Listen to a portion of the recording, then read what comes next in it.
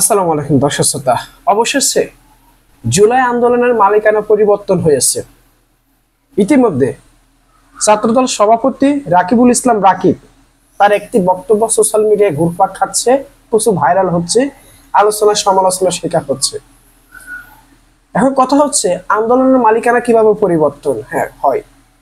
হ্যাঁ, কেউ চাইলে যে আন্দোলনের মালিকানা দাবি করতে পারে বা সেটা পরিবর্তন করতে পারে, সেটা এই বাংলাদেশেই সম্ভব। ইতিমধ্যে আমার পাশে যে বক্তব্যটি দেখতেছেন সেটা হচ্ছে ছাত্রদল সভাপতি রাকিবুল ইসলাম রাকিবুলের বক্তব্য। সেখানে তিনি বলতেছেন আন্দোলনে শিবিরের কোনো অস্তিত্বই ছিল না, এই আন্দোলনে জামায়াতের কোনো অস্তিত্বই ছিল না এবং বৈষম্য বিরোধী ছাত্র আন্দোলনের কোনো নামগন্ধও ছিল না।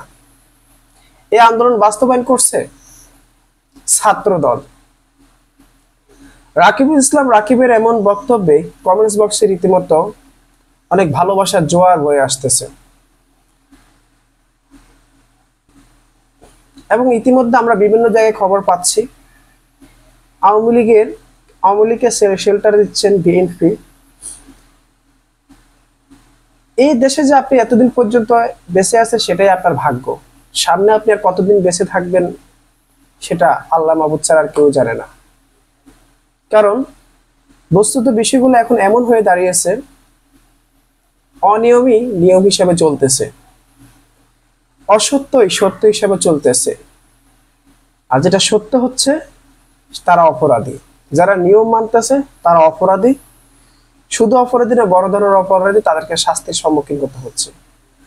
আজকে এবি পার্টির এক নেতা বক্তব্য দিচ্ছেন বিএনপি চাঁদাবাজ এবং তোপের মুখে পড়েন বিএনপিকে চাঁদাবাজ বলায়। বাস্তব পক্ষে কি ঘটতেছে? কেন বলতেছে না যে গণ অধিকার পরিষদ চাঁদাবাজ দল? কেন বলতেছে না বাংলাদেশ জামায়াত ইসলামী চাঁদাবাজি করতেছে?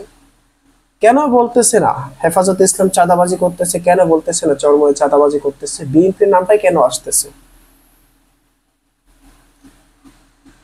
এটাই বাস্তবতা। আমি শুধু অপেক্ষায় আছি নির্বাচনের পরে যদি কোনো এক বড় দল ক্ষমতায় আসে, তাহলে আমাদেরকে না জানি কত মালিকানা পরিবর্তনের সংবাদ শুনতে হয়।